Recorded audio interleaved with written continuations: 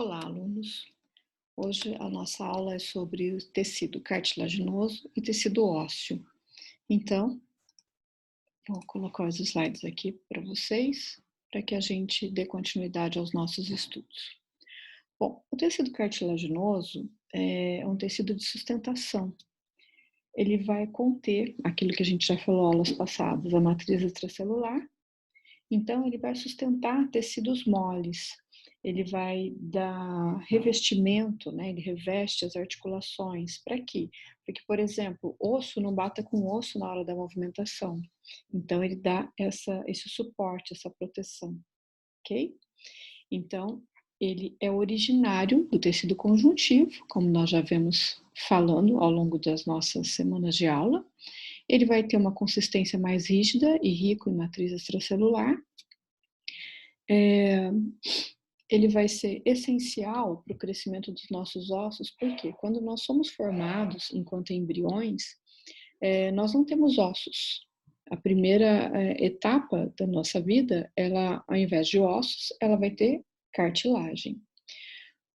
No momento em que as cartilagens, nós temos lá o hormônio do crescimento, o GH, no momento que essas cartilagens começam a se romper para o nosso crescimento, vai entrar ali sangue. E o sangue, ele contém células ósseas, cálcio. E aí, então, elas vão calcificando esses locais que estão abertos, essas lacunas. E é isso, então, que vai dando espaço, a cartilagem vai dando espaço para que os nossos ossos cresçam, tá bem? Então, aqui eu quero que vocês vejam, né, essa lâmina mostrando um tecido cartilaginoso. Então, reparem, toda essa parte branca, esbranquiçada, é matriz extracelular, tá?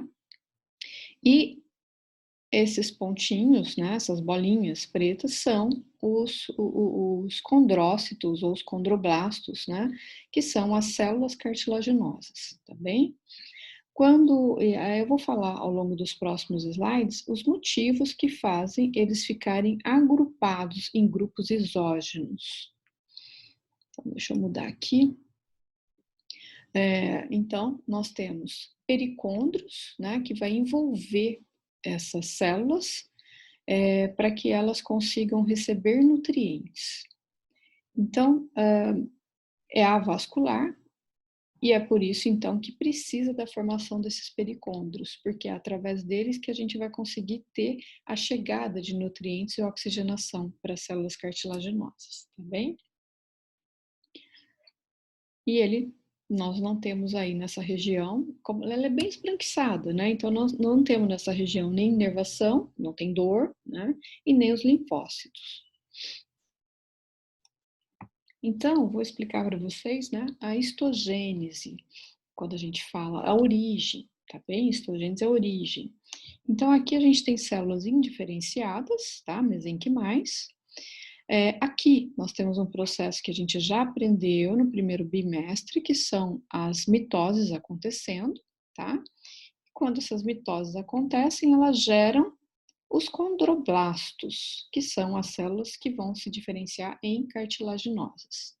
Aqui, olha, mais uma mitose acontecendo, né? E aí, então, os condroblastos, eles estarão agrupados lado a lado. Depois, eles vão originar, né, os condrócitos. E quando se originam os condrócitos, citocélulas, né, essas células elas vão ficar longe, distantes umas das outras. E aqui, em todo esse espaço vazio, a gente tem, então, a matriz extracelular. Por isso que ela fica lisinha e branquinha, né, a cartilagem, tá bem? Porém, vocês concordam comigo que nesse formato fica muito difícil de chegar aí sangue, né, que vai conter os nutrientes e as trocas gasosas.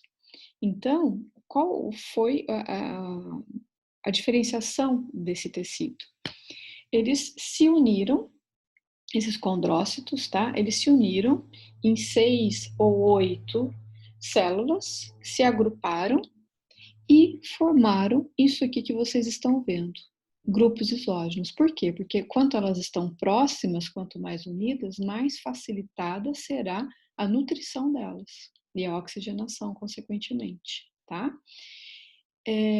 E esse pericôndrio, que é essa membrana que envolve, é um saco, né, que envolve essas células, ela é formada das próprias células, que não se desenvolveram e não se diferenciaram em condrócitos, tá?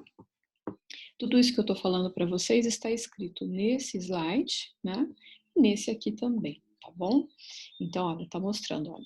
Pericôndrio, as células que não se diferenciarem em condroblastos formam o pericôndrio, tá? Os condrócitos estão unidos, agrupados em fileiras, a qual chamamos de grupos isógenos. Então, qual é mesmo a importância deles acontecerem? Para ter nutriente e oxigenação chegando mais fácil para eles se manterem vivos, beleza?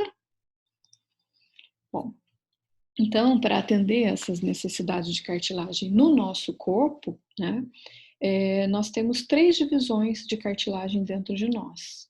A primeira é hialina, por que a primeira? Porque é a que mais frequentemente é encontrada dentro do nosso corpo, tá bem?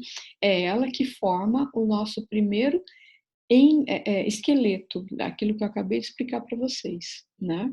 Então, primeiro a gente tem a formação de cartilagens e depois essas cartilagens se transformarão em ossos, tá? Originando então o nosso esqueleto humano. Aonde essa cartilagem hialina ela é encontrada?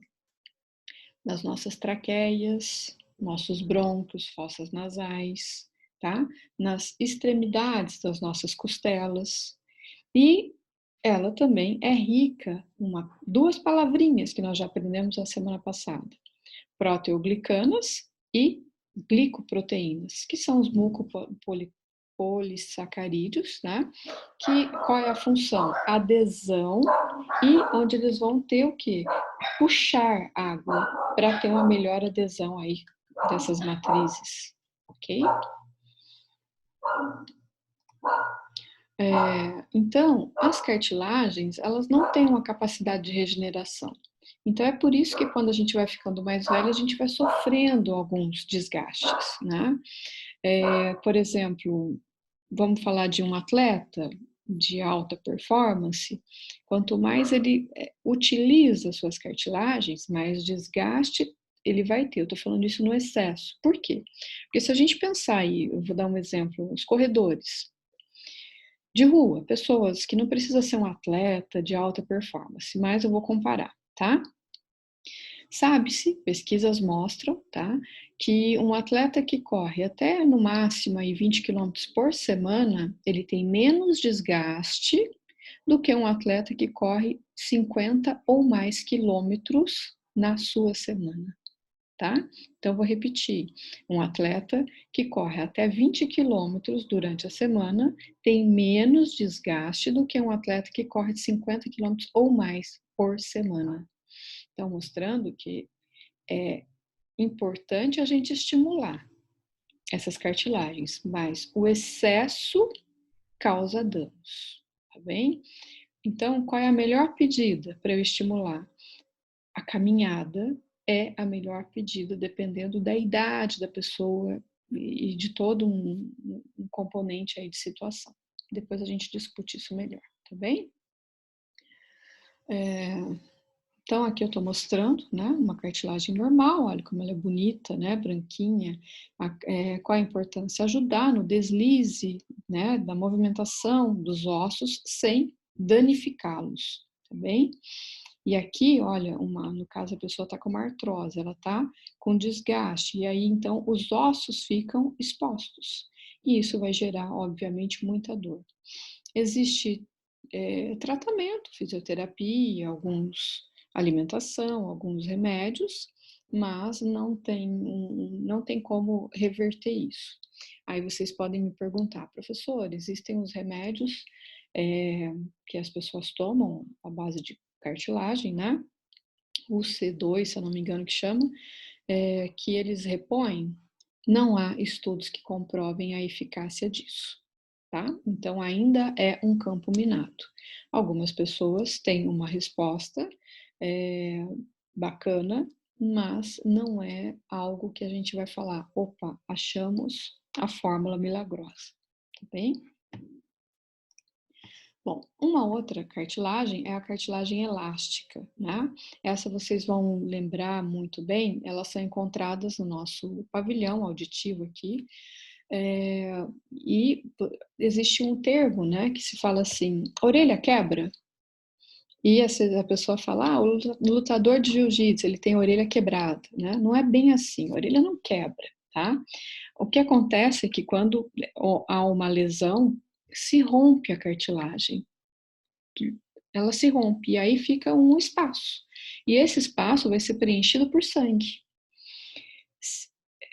Porém, esse sangue ele não vai ter como ele sair dali de uma forma muito fácil, onde o organismo consegue absorver isso. Então, esse sangue acaba ficando ali naqueles preenchimentos e ele coagula. E é por isso, então, que fica aquela coisa gorda, totalmente desproporcional da orelha, tá? Então, se o indivíduo quiser curar isso, o médico provavelmente vai ter que fazer uma cirurgia, porém isso não pode ser feito em casa, tipo, vou furar, então o sangue vai que sair, a professora falou que está coagulado, vou tirar. Não, isso pode gerar uma infecção, uma inflamação, tá bem? E claro, toda inflamação pode levar a um processo mais complicado, uma infecção, tá bem? Então, não façam isso em casa, tem que buscar ajuda médica, ok? Que mais? E uma terceira cartilagem, a fibrocartilagem, né?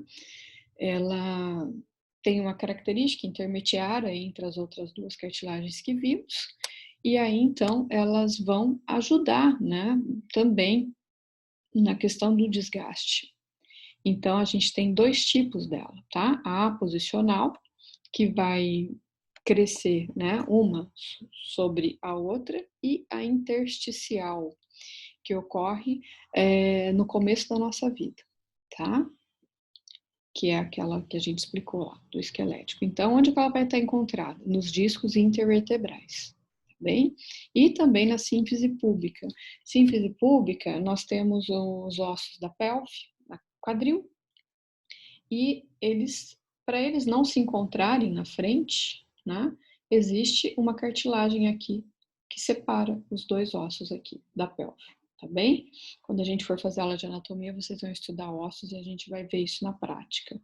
E aí, por exemplo, uma mulher, quando ela está no momento de parir, né, a sínfise púbica ela tem a capacidade de dar uma expandida. É pouca coisa, mas ajuda bastante, tá?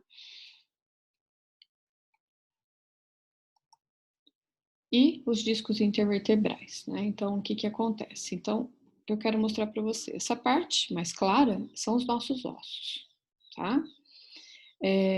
Então, a cartilagem, ela vai funcionar como se ela fosse uma almofada. Então, é por isso, professora, que eu acordo num tamanho e durmo no outro? Sim, né? Porque vai fazendo um achatamento aí. E é por isso que quando a gente ficar velhinho, a gente vai ficar menorzinho também, tá? A gente vai perdendo essas cartilagens.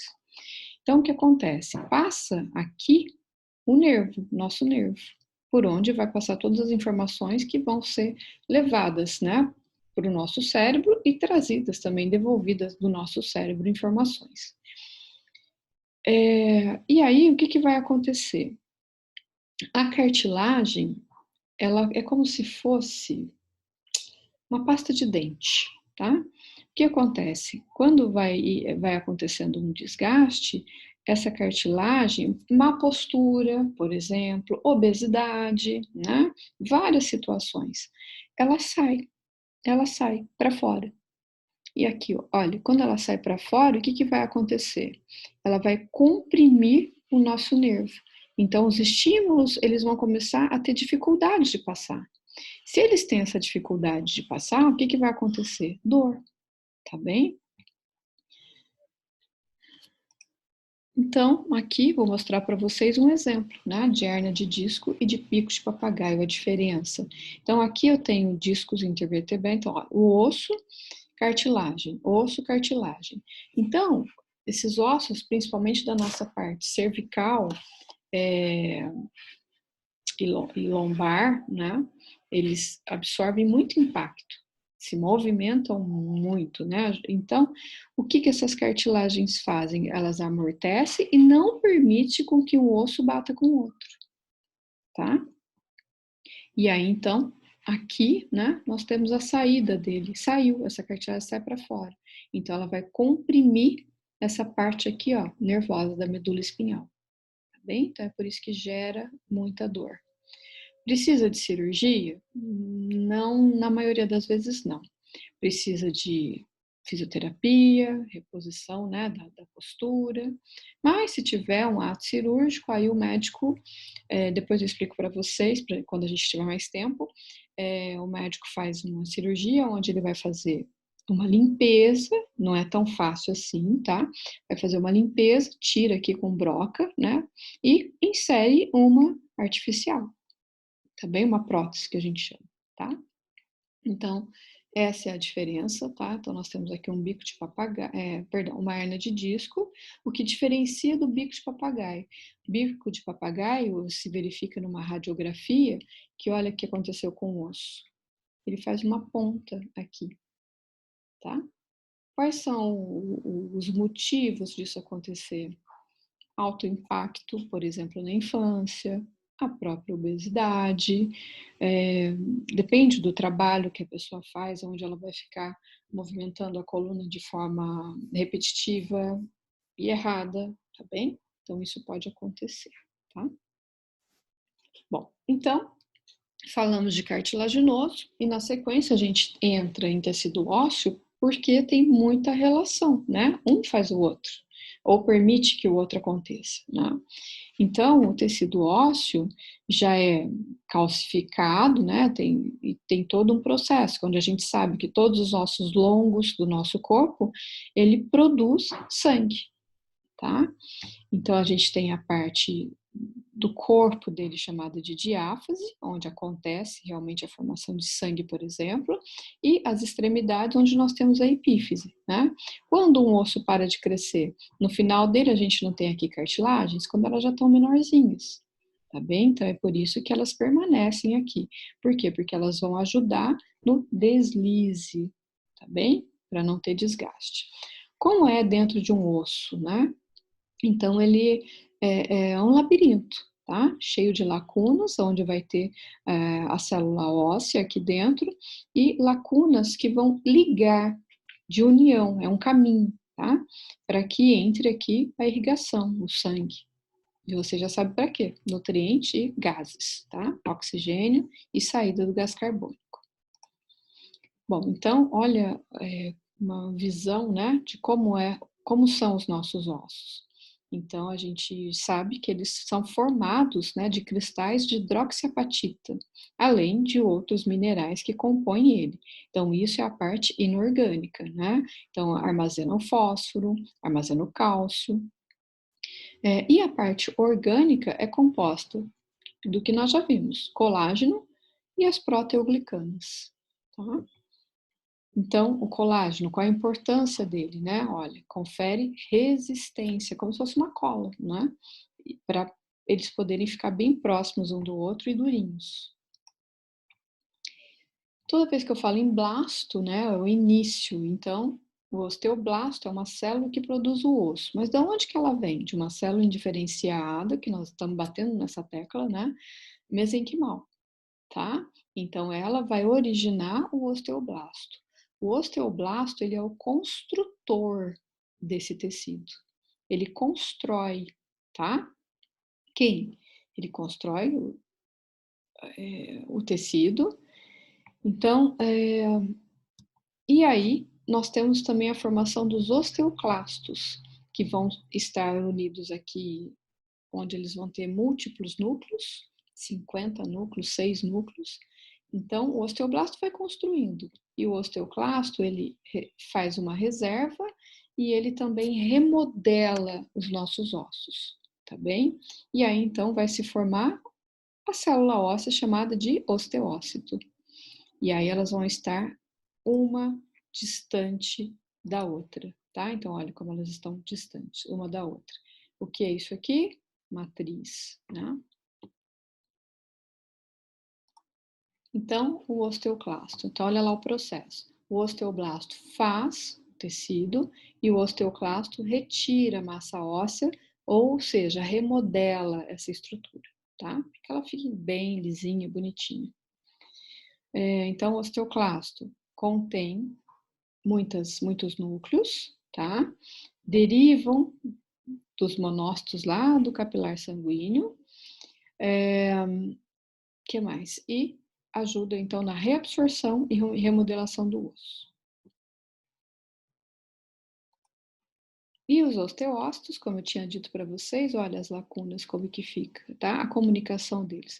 Isso aqui se chama lacuna de Hausch, comunica um osteócito ao outro, tá bem? São canalículos, que vai ajudar, então, na manutenção para que esse osso não morra, tá?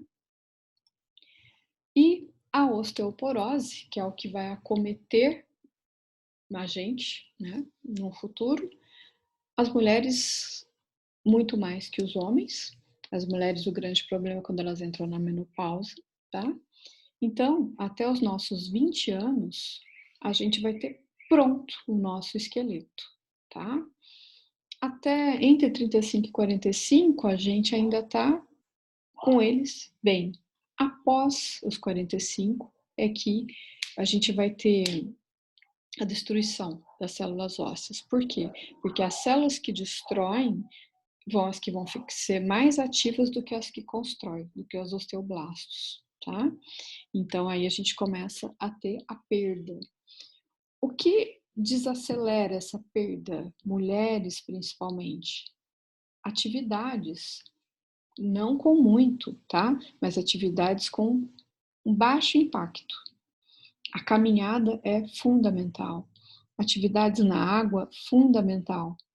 Por quê? Porque vai aumentar a produção de líquido sinovial, onde essas células continuarão sendo mais nutridas, tá? A circulação sanguínea vai acontecer com uma frequência e tudo isso vai ajudar essas células a não morrerem tão rápido, tá bem?